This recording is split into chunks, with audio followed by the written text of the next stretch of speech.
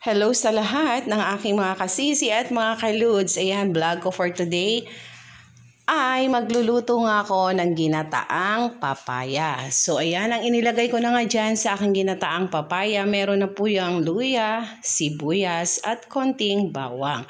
Yan, na-miss ko kasi magluto ng ginataang papaya. At syempre, ayan na nga, kumulo-kulo na nga siya. Kaya inilagay ko na rin yung aking biniling 1/4 lang na hipon pang sahog. O diba, napakasarap niyan.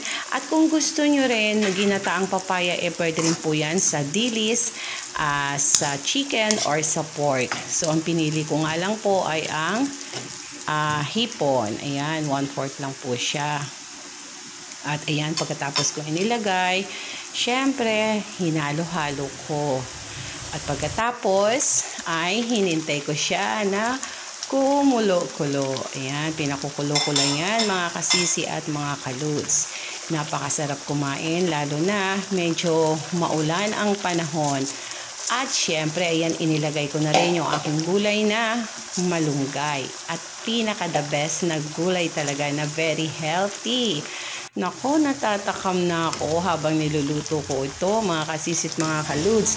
Talaga namang masasabi kong mapapa-extra rice ako kapag ganito yung ulam. Kasi sabaw pa lang ay ulam na. At bonus na lang yung 1/4 na yan na hipon. Nako, talaga napakasarap.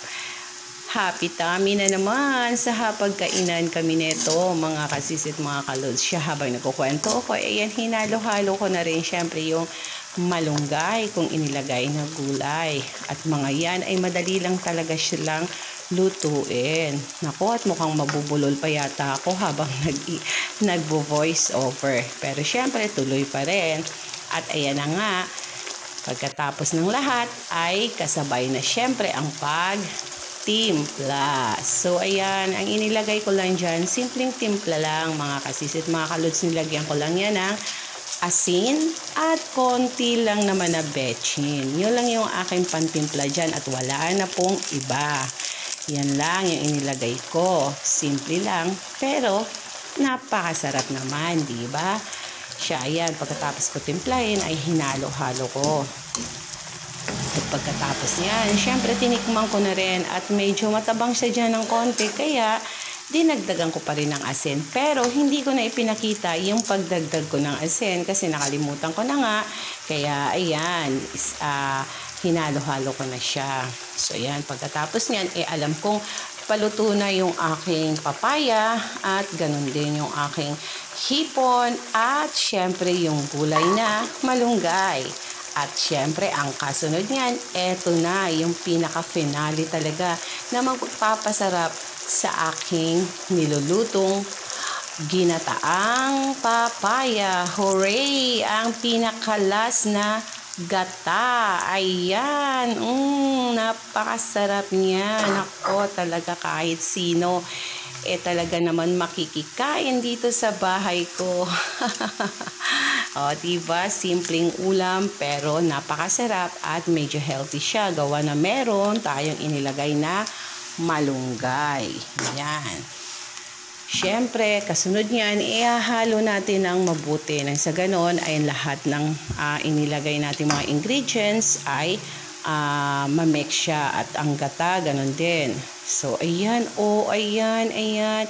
Patatakaming ko muna kayo. So, ayan, pinakita ko pa ulit. O, diba, panalo talaga ngayon ang ulam ko for today. So, ano pang mga hinihintay nyo, mga kasis, mga lods, kung hindi pa kayo nakasubscribe sa aking channel, Betchay TV Vlogs. So, isubscribe nyo na po, i-like, i-hit yung notification para every time na ako ay merong bagong upload na video, mapapanood nyo. Maraming salamat sa walang sawa niyong pagsuporta sa channel ko.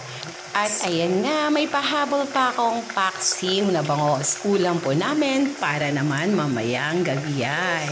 Napakasarap din na mga ulam. O siya, tapos na at luto na ako. Kakain na kami mga kasisit, mga kalods. Bye and God bless everyone. Ingat tayong lahat.